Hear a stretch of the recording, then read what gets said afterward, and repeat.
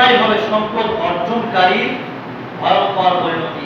এই সম্পর্কে রাসূল সাল্লাল্লাহু আলাইহি ওয়াসাল্লামের বিখ্যাত সাহাবী হাওরা আনসারী রাদিয়াল্লাহু তাআলা আনহা বলেন, তিনি বলেন, তিনি রাসূল সাল্লাল্লাহু আলাইহি ওয়াসাল্লামকে বলতে শুনেছেন, রাসূল সাল্লাল্লাহু আলাইহি বলছেন, যেই ব্যক্তি অন্যায়ভাবে কোন মানুষের সম্পদ আত্মসাৎ করবে,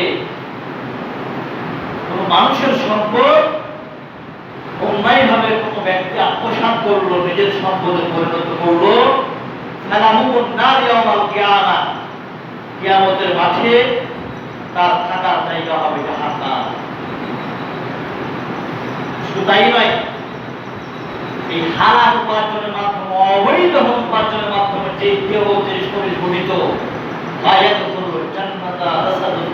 হারাম, ওই শরীর জান্নাতে যাবে না যে শরীর হারাম খাদ্য দ্বারা।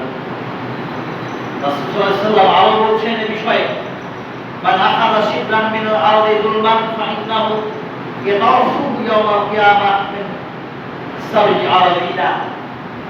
আজকে নেতাদের জন্য এখানে গুরুত্বপূর্ণ শিক্ষা রয়েছে। যারা নেতা, যারা সমাজের বড় বড় দায়িত্বশীল নেতা যারা আছেন, নেতাদের শিক্ষা রয়েছে করছেন, যেই ব্যক্তি অর্থ হাত জমি কারো প্রতি জুলুম করে আত্মসাৎ করেছে, ভোট দখল করছে, কিয়ামতের মাঠে আল্লাহ সুবহানাহু ওয়া তাআলা সেই ব্যক্তির কাঁধে সাত আসমান জমিন চাপিয়ে দেবে।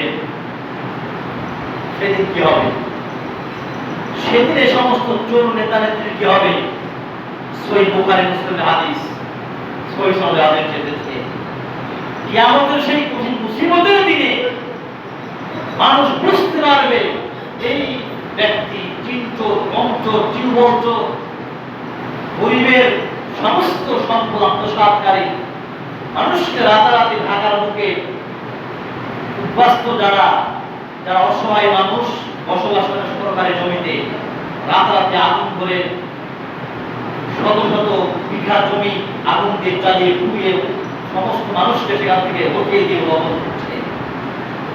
এক বিঘত অর্ধহাত পরিমাণ জমি মাঠে যদি অন্যায়ভাবে কেউ দখল করে, নিজের সম্পদ হিসেবে থেকে গ্রহণ করে, আল্লাহ তাআলা সাত আসমান জমি তার কাঁধে চাপিয়ে দেবে। সেদিন কি পরিস্থিতি হবে?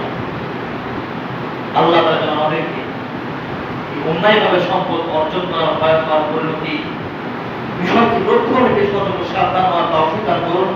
আল্লাহ আমিন।